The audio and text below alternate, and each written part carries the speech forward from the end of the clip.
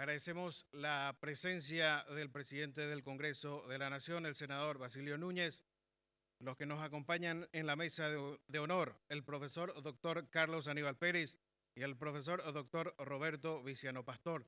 Agradecemos la presencia también de los demás miembros del Congreso Nacional, senadores, senadoras, diputados, diputadas, compañeros de distintas instituciones públicas y universidades. A continuación, palabras de apertura del señor presidente del Congreso Nacional, senador Basilio Núñez.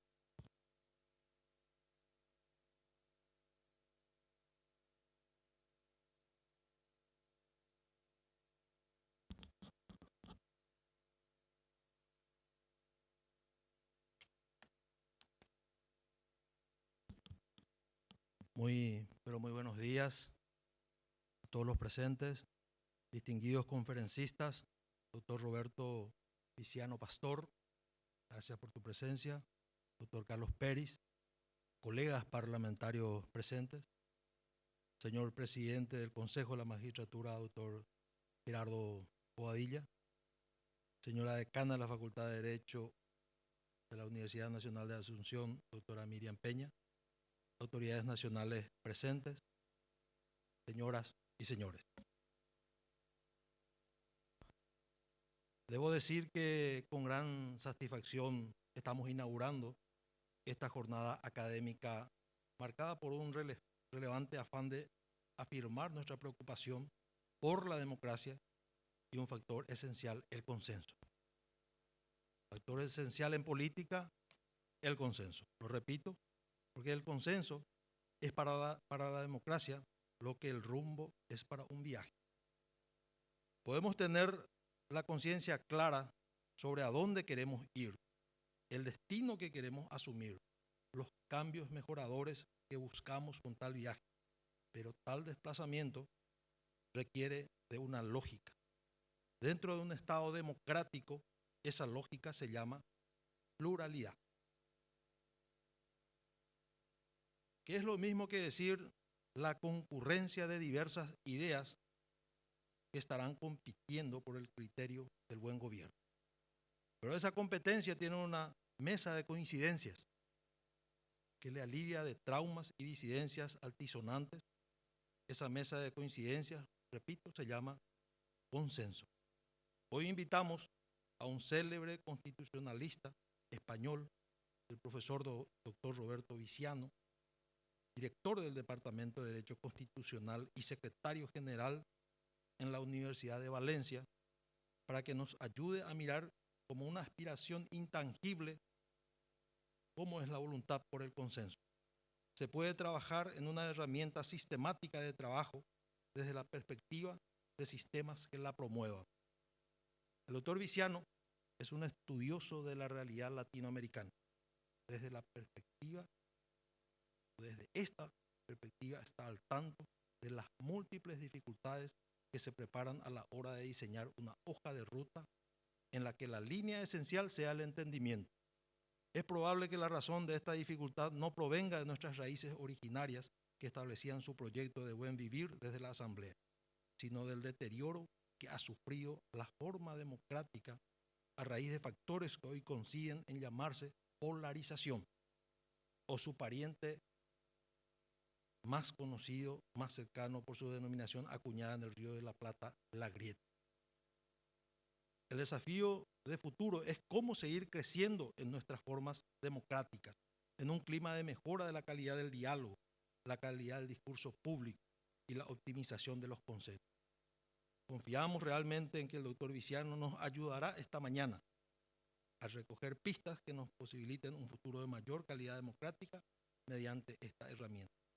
Agradezco de sobremanera su presencia e igualmente mi gratitud al profesor Carlos Pérez Castiglioni, tanto por su mensaje que va a dar esta mañana, como por el apoyo de su organización para el logro de esta reunión.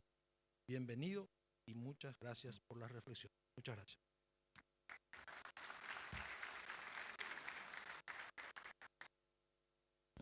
Fueron las palabras del presidente del Congreso Nacional, el senador Basilio Núñez. A continuación, el profesor doctor Roberto Viciano Pastor hará entrega del proyecto de convenio de colaboración para el desarrollo del título propio, Máster de Formación Permanente en Derecho Constitucional, Problemáticas Contemporáneas, cuarta edición, entre la Universidad de Valencia y el Congreso Nacional de la República del Paraguay. Recibe el presidente del Congreso, senador Basilio Núñez.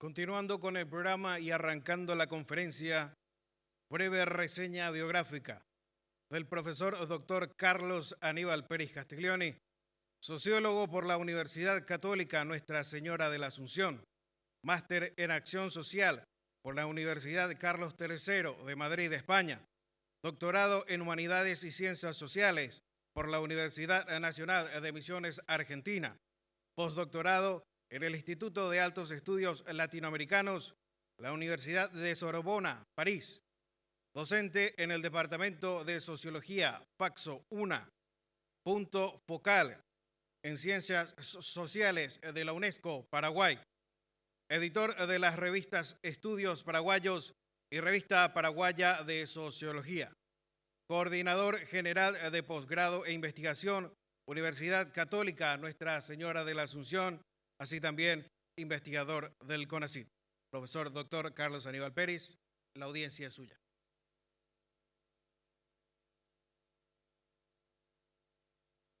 Muy buenos días a todos los presentes. Antes que nada, un respetuoso saludo a la mesa de honor, al presidente Basilio Núñez, aquí de la Cámara de Senadores del Congreso Nacional, también al profesor Viciano, y a todas las autoridades y representantes y al público, al distinguido público que nos acompaña en el día de hoy. Muchas gracias.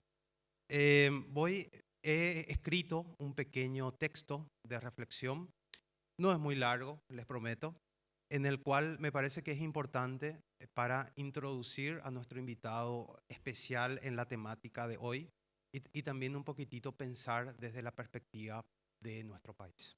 Así que con el permiso de los presentes voy a hacer lectura del texto hecho.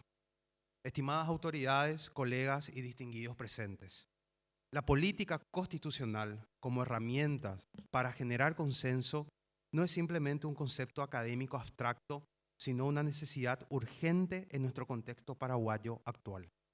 Permítanme profundizar en esta idea desde varias perspectivas que considero fundamentales. En primer lugar, debemos reconocer que Paraguay, desde la Constitución de 1992, ha transitado un camino complejo en la búsqueda de consensos políticos y sociales. Esta Constitución representa en sí mismo un ejercicio de consenso fundamental que estableció las bases de nuestra actual democracia. Sin embargo, 32 años después, enfrentamos nuevos desafíos que requieren una revisión de nuestros mecanismos de construcción de acuerdos. Como académico y observador de nuestra realidad política, he identificado varios fenómenos que merecen nuestra atención. Primero, existe una tensión permanente entre la necesidad de consensos y la urgencia de transformaciones sociales. Segundo, debemos observar lo que yo llamo la paradoja paraguaya. Somos una sociedad con fuertes tradiciones comunitarias, pero frecuentemente nos encontramos en situaciones de polarización que parecen contradecir esa tradición. Esta paradoja tiene profundas raíces históricas. Recordemos, por ejemplo, el periodo posterior a la Guerra de la Triple Alianza, cuando el Paraguay tuvo que reconstruirse no solo materialmente, sino institucionalmente. En ese momento crítico, la Constitución de 1870 representó un intento de consenso, aunque imperfecto, entre las diferentes facciones políticas de la época. Este proceso nos dejó importantes lecciones sobre la necesidad de construir acuerdos nacionales en momentos de crisis. No podemos olvidar tampoco el proceso de transición democrática iniciada en 1989. En este contexto, ¿cómo podemos utilizar la política constitucional como herramienta efectiva para generar consensos? 1. La institucionalización del diálogo. Uno que debe materializarse a través de fortalecer los mecanismos constitucionales de participación ciudadana. También debemos de revisar y potenciar el rol de las audiencias públicas y es fundamental crear espacios institucionalizados de diálogos entre los diferentes niveles de gobierno. También no nos olvidemos del fortalecimiento de los contrapesos institucionales, ni mucho menos de la construcción de una cultura de consenso. El desafío actual no es menor. Debemos materializar de manera efectiva nuestro marco constitucional en un instrumento vivo que facilite el diálogo y la construcción de acuerdos sin perder su capacidad de garantizar derechos y libertades fundamentales. Eso requiere un delicado equilibrio entre la flexibilidad y la estabilidad. En este sentido, la experiencia del doctor Roberto Viciano, que nos acompaña hoy, resulta particularmente valiosa. Su conocimiento desde las transformaciones constitucionales en América Latina nos permite aprender de los éxitos y desafíos de otros países de la región que han enfrentado dilemas similares. Permítanme enfatizar en dos propuestas concretas en este contexto. El fortalecimiento de los mecanismos de consulta previa con comunidades indígenas y grupos vulnerables, incorporando elementos de nuestra tradición de diálogos comunitarios. Y segundo, la implementación de un sistema de seguimiento y evaluación de acuerdos políticos que permita monitorear el cumplimiento de los consensos alcanzados y generar confianza entre los actores políticos. Estas propuestas no son exhaustivas, sino puntos de partida para una discusión más amplia. Como bien señaló el presidente Núñez, el consenso es para la democracia lo que el rumbo es para un viaje. En este sentido, la política constitucional debe ser nuestra brújula, el instrumento que nos permita mantener el rumbo hacia una sociedad más justa y democrática. Concluyo enfatizando que el verdadero desafío no es solo técnico o jurídico, sino fundamentalmente cultural y político. Debemos construir una nueva cultura del consenso que respete nuestra identidad paraguaya y al mismo tiempo nos permita enfrentar los desafíos del siglo XXI. Recordemos lo recién afirmado con momentos más recientes, como los acuerdos que permitieron la reforma del Código Electoral, la creación del TSJE, perdón por la tartamudez, por favor, como institución autónoma, y los consensos que posibilitaron la implementación del voto electrónico.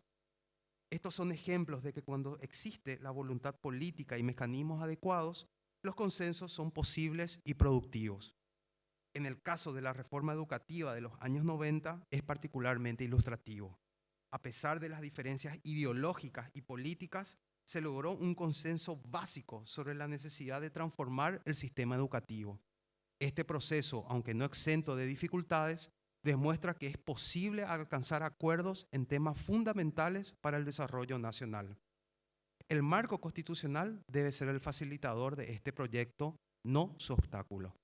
Como académicos y actores políticos, nuestra responsabilidad es contribuir a esta transformación, aportando tanto el rigor de análisis como la sensibilidad necesaria para entender nuestra realidad social. La historia paraguaya está lleno de momentos donde los consensos fueron posibles. Aprender de estas experiencias es fundamental para construir un futuro donde el diálogo y el acuerdo sean la norma y no la excepción. Muchas gracias.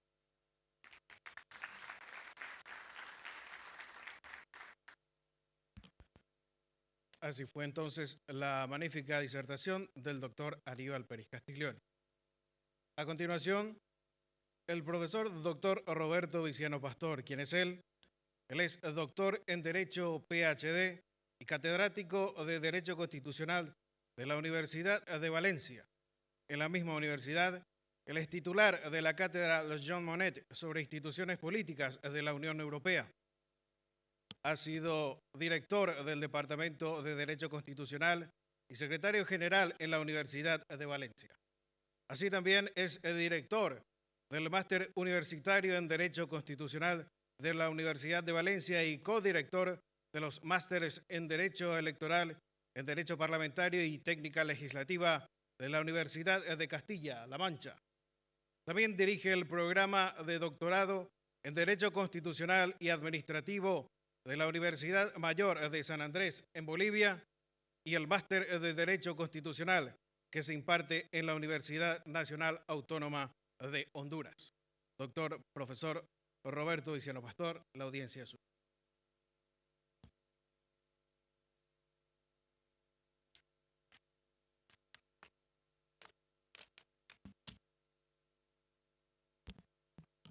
Muy buenos días a todos y a todas.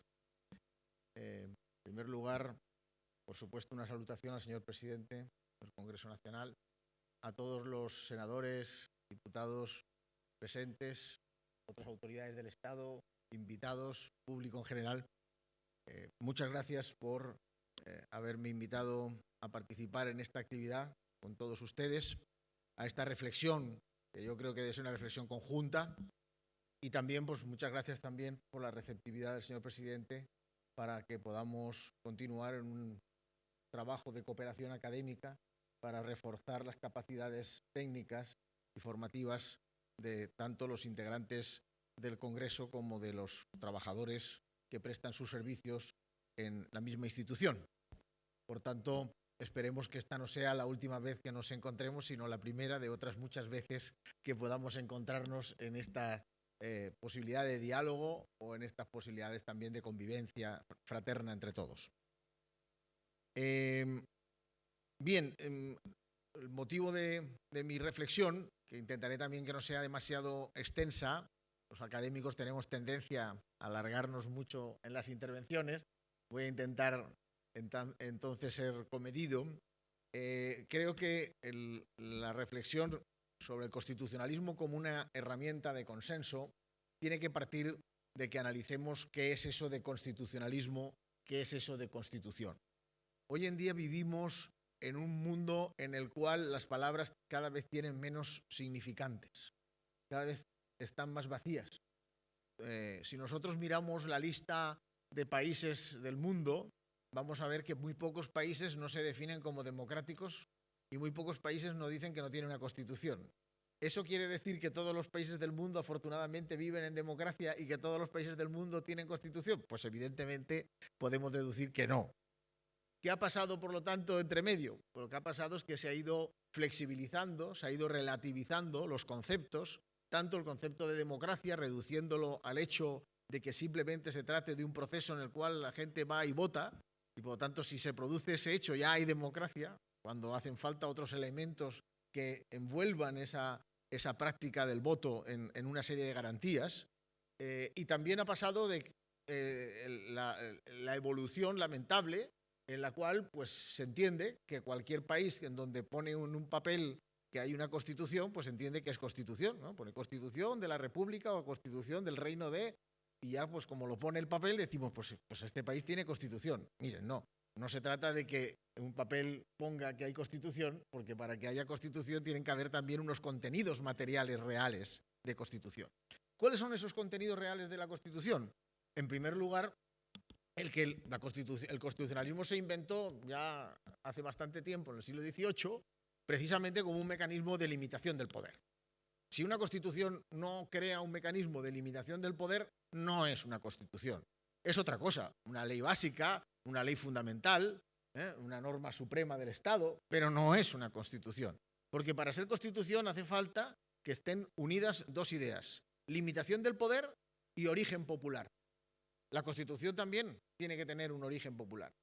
Tiene que tener un consenso social de que las reglas que van a regir la sociedad y van a regir el Estado son reglas que están asumidas por el conjunto de la sociedad a través de sus representantes e incluso debería de ponerse el acento también, incluso con la aceptación por los propios ciudadanos a través del voto directo de la Constitución.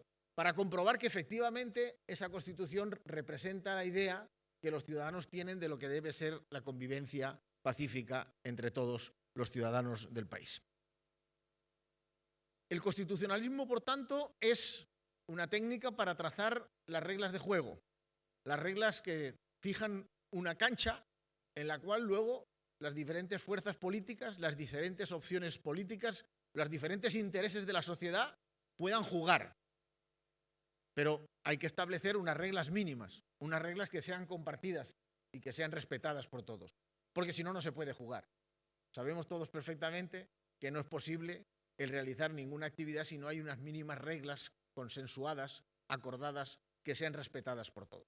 Y en eso consiste el constitucionalismo, fijar unas reglas para hacer que las mayorías, evidentemente, pongan e impulsen las políticas públicas que les parezcan razonables y oportunas, pero siempre respetando unos límites en ese juego, unos límites en el juego político y democrático. Por ello, hay que tener mucho cuidado porque hemos estado viviendo durante mucho tiempo, en estos 2 últimos siglos, periodos en los cuales ha habido lo que yo denomino un pseudoconstitucionalismo. ¿Qué es esto de un pseudoconstitucionalismo? La apariencia de que hay una constitución, pero en realidad no se dan estas condiciones, estas características que definen qué es un texto constitucional. Por tanto, en muchas ocasiones, y la historia de su país, la historia de mi país, nos muestran que en muchas ocasiones han habido momentos de la historia de nuestros países en los cuales una determinada fuerza política, en unas ocasiones de un lado, en las otras ocasiones de otro, todos lo han hecho, han intentado crear constituciones que eran el reflejo de su programa político. La Constitución ya no era una cancha de juego donde juegan diferentes proyectos políticos, era una cancha de juego para que juegue solamente una fuerza política. Y eso lo único que condujo fue al fracaso.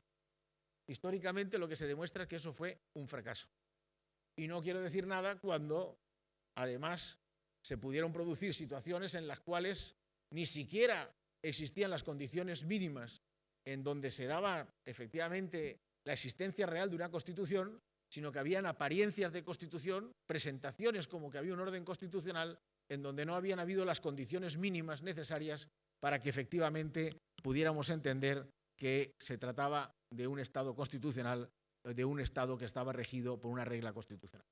Hemos tenido todos también, mi país, ustedes su país, experiencias en donde habían gobiernos que no eran democráticos y que se escondían detrás de la apariencia de una Constitución. Creo que eso tampoco dio buenos resultados. Y por lo tanto, hemos de volver otra vez la mirada no hacia estos mecanismos en los que se intentaba presentar como la existencia de un constitucionalismo que no era real, sino hemos de volver a recuperar la idea de una Constitución fuerte, de una Constitución que genere precisamente un marco de convivencia donde puedan jugar las diferentes fuerzas políticas.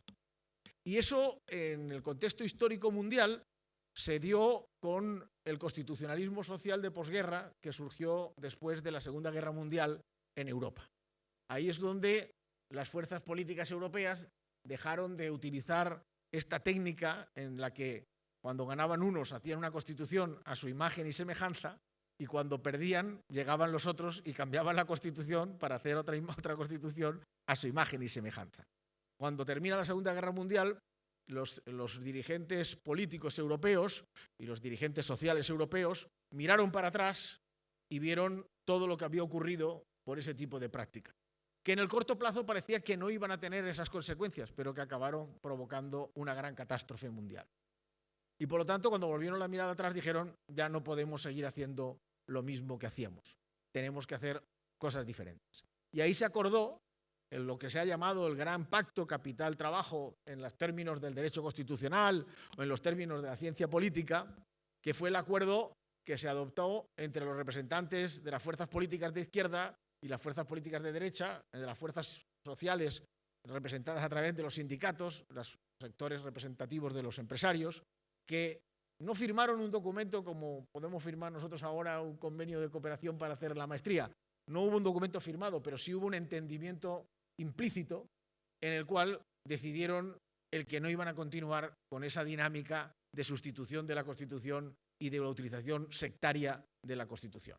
Lo que decidieron fue que unos y otros iban a renunciar al uso de la violencia, al uso de la fuerza, que iban a respetar el resultado electoral, que iban a respetar el que quien ganara las elecciones gobernara, garantizando que pudiera haber alternancia, garantizando que pudiera otra fuerza política sustituir a la que estaba gobernando en ese momento. Y los que tenían una posición pudiente decidieron que iban a aceptar el que hubiera una redistribución parcial de su riqueza a través de la recaudación de impuestos, y eso permitió que se pudiera crear un Estado social que permitió que los sectores populares pudieran tener satisfacción para sus demandas mínimas, y por lo tanto también esos sectores aceptaron, los representantes de estos sectores aceptaron no discutir el modelo capitalista, sino discutir simplemente qué cuotas de, digamos, de prestaciones sociales iba a dar el Estado a las personas más necesitadas dentro de él. Se creó, por tanto, un consenso de respetar el sistema capitalista con las sucesivas reformas que se podían hacer para moderar los impactos negativos que puede tener el libre mercado, sin mayores correcciones, y aceptaron también el marco de una democracia de alternativas. Creo que este periodo de la historia que se inauguró después de la Segunda Guerra Mundial ha sido el momento más brillante de la historia, por lo menos de Europa, el momento de mayor estabilidad, el momento de mayor paz. Lamentablemente, a partir del año 91, cuando cae la Unión Soviética, desaparece esa tensión que había, ese miedo que había un enemigo que podía ocupar los territorios del sur de Europa, y que sin duda eso influyó a que las élites dirigentes europeas acordaran este marco de convivencia pacífico, esta cancha de juego democrática y constitucional, y entraron otra vez la tentación de volver a hacer lo mismo que se había hecho históricamente, volver otra vez a apretar las tuercas, a bajar los niveles de solidaridad social, a disminuir la efectividad de la democracia, y a partir de ahí hemos empezado otra vez una senda que me parece que no es buena, que es la senda de la polarización, la senda del malestar, la senda de la aparición de partidos radicales a ambos extremos que plantean incluso modelos que pueden ser destructivos de este marco de convivencia. Por tanto, creo que todos nos hemos de tomar muy en serio el que hay que proteger el sistema constitucional y hay que proteger el sistema democrático, porque es el momento que históricamente ha producido el salto más importante en la historia de la humanidad en cuanto a niveles de vida y en cuanto a niveles de tranquilidad y paz. Hoy vemos la paz continuamente en riesgo. Estamos viendo, lamentablemente, conectamos el telediario y nos salen permanentemente situaciones otra vez de confrontación, de polarización, otra vez la guerra de bloques, aparecen las guerras internas dentro de nuestros países, la polarización política, la radicalización de las posiciones, la falta de respeto al adversario, entendiendo que el adversario no es un adversario sino un enemigo. No, el que tiene unas ideas diferentes a nosotros no es un enemigo, es un adversario político con el cual hay que dialogar. Y me parece, por tanto, que si miramos la historia tendremos que darnos cuenta de que el modelo confrontativo no ha llevado más que a desgracias en la humanidad, veamos el país que veamos, y que en cambio los modelos consensuales, los modelos en los cuales, por supuesto, la mayoría tiene que imponer sus criterios, porque para eso es mayoría, pero tiene que hacer también dialogando, tiene que hacer oyendo, pensando que puede ser que alguna cosa, pues a lo mejor no la acierten, que puede ser que haya algo que los que no son mayoría también tengan algo que aportar, algo interesante que decir. Y por tanto creo que desde esa perspectiva el consenso, la generación de acuerdos es un elemento fundamental. Y es un elemento fundamental porque además el constitucionalismo está basado en el consenso. El constitucionalismo se basa en que la Constitución procede de un acuerdo social, de un acuerdo de la sociedad que se articula a través de un debate, normalmente en una asamblea constituyente, que produce un texto en el cual todos más o menos se ven reflejados. No está todo el programa de unos, ni está todo el programa de otros, pero hay como una especie de conjunto de acuerdos que permiten tener un marco de referencia compartido. Por eso me parece que es importante el que se hagan bien los procesos constituyentes y que se aprenda también de que los procesos constituyentes que no se hacen desde el respeto a la pluralidad acaban normalmente mal. Y voy a ponerles dos ejemplos muy rápidos y cercanos a ustedes. Desde 1991 yo vengo siguiendo los procesos constituyentes latinoamericanos. Es una de mis líneas de investigación. Bueno, pues en los procesos constituyentes latinoamericanos en los que hubo negociación, diálogo, acuerdo, las constituciones están ahí, tienen sus problemas de funcionamiento, los sistemas políticos no son perfectos, pero el sistema constitucional permanece y la democracia permanece. Me refiero al caso, por ejemplo, de Colombia en 1991, en donde hubo un diálogo entre los partidos mayoritarios, liberal y conservador, con una fuerza política emergente de izquierda, que era el M-19, que procedía de la antigua guerrilla que se había desmovilizado. Me refiero al proceso de elaboración de la Constitución de Ecuador de 2008, en donde también hubo un proceso de diálogo entre las fuerzas mayoritarias que en aquel momento encabezaba el presidente Correa con las fuerzas minoritarias, y hubo un espacio de diálogo y una amplia aprobación del texto constitucional, o el caso de Bolivia, en donde también hubo un diálogo entre gobierno y oposición para acordar los términos de la Constitución. Ahí, donde ha habido consensos, el modelo, con sus dificultades, permanece. Donde no ha habido consensos, ¿qué ha ocurrido? Venezuela. Venezuela, una constitución en donde una mayoría apabullante del gobierno del partido dominante en aquel momento, el movimiento Quinta República del presidente Hugo Chávez, tuvo una mayoría abrumadora en el proceso constituyente, una mayoría abrumadora por el sistema electoral y por su fuerza política en aquel momento, y en lugar de utilizarla de una manera generosa, impuso su modelo. Y al imponer su modelo se fue el modelo degenerando y ha acabado en lo que ha acabado hoy, en una dictadura que no reconoce el derecho a la alternancia política dentro de su país. ¿Y qué ha pasado más recientemente y más cerca de ustedes? Chile. En Chile, hace poco han tenido dos procesos constitucionales.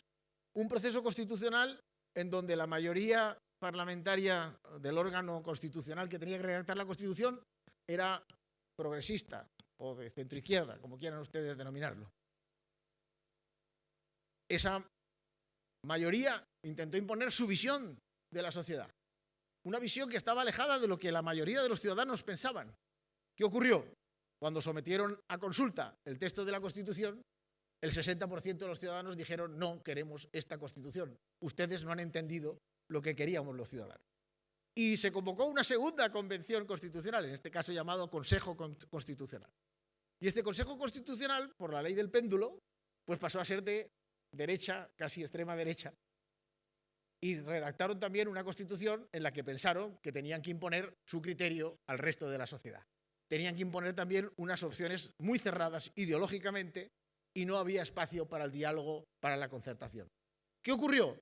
Los ciudadanos volvieron a rechazar con un 60% el proyecto de Constitución que intentaba imponer una visión sesgada de lo que era el país, una visión sesgada de políticas públicas, no creaba un marco pactado, consensuado de juego. Fracaso. Dos intentos de crear, por un lado y por el otro, modelos constitucionales basados en las ideas personales de unos grupos muy concretos de la sociedad que no pasaron el filtro de la aprobación popular.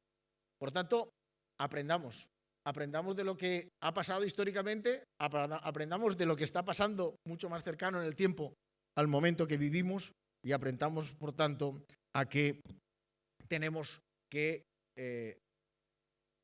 entender, asimilar e interiorizar que la Constitución es un marco donde cabemos todos, es un marco en donde hay que respetar a todos y es un marco que permite el diálogo, la cooperación entre las fuerzas políticas. Pero creo que más allá de la Constitución, que es un marco, digamos, imprescindible, hoy en día hay que ir a una política de consensos. Hay que ir a una política de consensos porque hoy en día los problemas no se pueden resolver en el corto plazo. Hoy en día es muy difícil que en 4 o 5 años de un mandato presidencial o parlamentario se resuelvan problemas de una envergadura terrible. Nuestro mundo es muy complejo. Antes, en el siglo XIX, el mundo era mucho más simple y efectivamente en un año podías resolver a lo mejor un problema porque era un problema relativamente no complejo. Pero hoy en día es un problema, los problemas tienen una complejidad tremenda, una implicación además normalmente globalizada, que excede con mucho del espacio-tiempo en el que vivimos.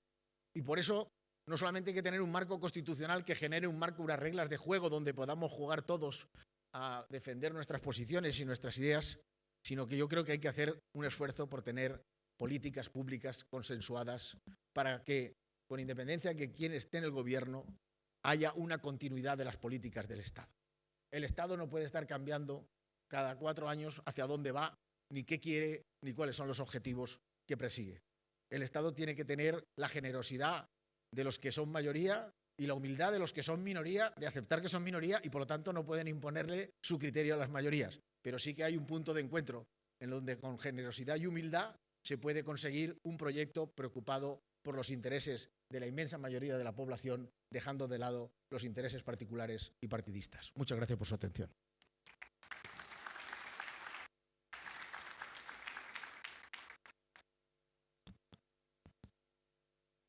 Así escuchamos al profesor doctor Roberto Viciano Pastor. Antes de dar cierre a esta conferencia magistral, invitamos a la mesa de honor a pasar enfrente para una foto oficial de lo que fue la conferencia magistral sobre política constitucional como herramienta para generar consenso.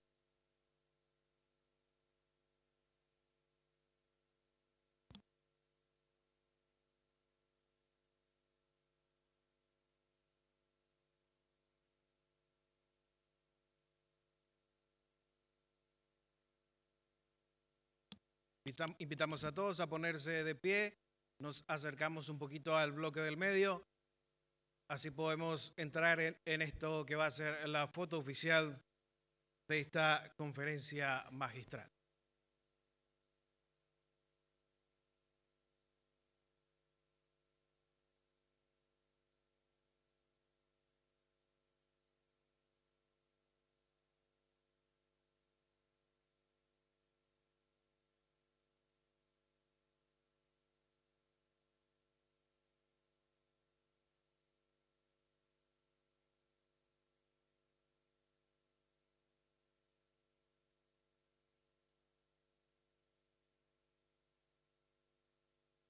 De esta manera damos cierre y agradecemos al profesor doctor Carlos Pérez Castiglione y al profesor doctor Roberto Viciano Pastor por esta genial conferencia magistral sobre política constitucional como herramienta para generar consenso. Que tengan todos un buen resto de jornada.